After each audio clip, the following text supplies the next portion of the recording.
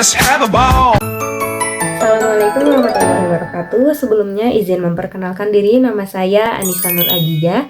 Saya salah satu mahasiswi dari kampus TIEB Perdana Mandiri dengan jurusan akuntansi semester 4 dan dengan NIM 245116053. Tujuan saya membuat video ini yaitu untuk memenuhi salah satu tugas mata kuliah audit. Di sini saya akan menjelaskan tentang 4 poin audit. Yang pertama yaitu definisi audit, yang kedua yaitu profesi akuntan publik dan standar audit, yang ketiga yaitu bukti audit, dan yang terakhir, yang keempat yaitu proses audit dari mulai penerimaan klien, perencanaan sampai dengan pelaporan. Baik, di sini saya akan menjelaskan yang pertama yaitu mengenai definisi audit. Nah, sebelumnya teman-teman tahu nggak sih apa itu audit? Jadi audit itu adalah suatu proses pengevaluasian dan pengumpulan bukti mengenai suatu informasi. Apakah informasi tersebut sudah sesuai dengan kriteria yang telah ditetapkan atau belum?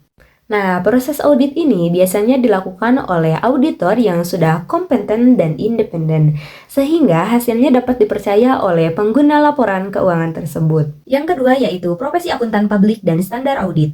Nah, profesi akuntan publik adalah seorang yang profesional independen yang telah memiliki izin resmi dari pemerintah untuk memberikan jasa kepatuhan, kepastian, terutama dalam mengaudit atas laporan keuangan. Nah, mereka ini wajib menjaga sikap objektif, independen, dan berintegritas tinggi. Adapun standar audit merupakan pedoman wajib yang mengatur kualitas dan mutu pekerjaan seorang auditor. Kebetulan di negara kita Indonesia ini, standar yang digunakan yaitu Standar Akuntan Profesional Publik atau biasa disebut dengan SPAP yang dikeluarkan oleh IAI yaitu Institut Akuntan Indonesia. Yang ketiga yaitu bukti audit. Nah, sebelumnya di sini saya akan menjelaskan definisi bukti audit.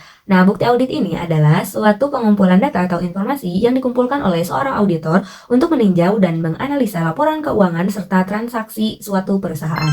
Selanjutnya, di sini saya akan menyebutkan beberapa contoh jenis-jenis bukti audit. Yang pertama yaitu pemeriksaan fisik. Biasanya auditor ini menghitung fisik uang kas dan stok barang di gudang secara langsung. Yang kedua ada konfirmasi, di mana auditor ini akan meminta surat pernyataan langsung kepada pihak ketiga. Semisal contohnya konfirmasi saldo piutang atau utang kepada pihak bank atau pelanggan. Dan yang ketiga ada dokumentasi. Biasanya dokumentasi ini berbentuk seperti nota, faktur, dan kwitansi. Dan yang terakhir ada prosedur analitis, di mana auditor ini harus membandingkan tren angka saldo tahun ini dengan tahun lalu. Dan yang keempat yaitu mengenai proses audit dari mulai penerimaan klien, perencanaan, hingga pelaporan. Baik, di sini saya akan menjelaskan proses audit yang pertama yaitu penerimaan klien. Di mana tahap awal ini auditor harus memutuskan untuk menerima atau menolak sebuah tawaran kerjasama di sebuah perusahaan setelah memeriksa integritas mereka. Yang kedua yaitu proses perencanaan. Nah, tahap ini di mana auditor harus mempelajari jenis bisnis perusahaan, menilai risiko kesalahan angka, serta menyusun strategi kerja lapangan. Dan tahap yang terakhir yaitu pelaporan. Nah, tahap akhir ini di mana auditor harus mengevaluasi seluruh bukti audit yang didapat, lalu menerbitkan laporan resmi yang berisi opini audit mengenai kewajaran laporan keuangan perusahaan tersebut. Mungkin dicukupkan sekian materi yang dapat saya sampaikan pada hari ini. Mudah-mudahan bisa bermanfaat untuk kita semua. Kurang lebihnya mohon dimaafkan. Saya pamit undur diri. Wabillahi taufiq wal hidayah. Wassalamualaikum warahmatullahi wabarakatuh. Terima kasih.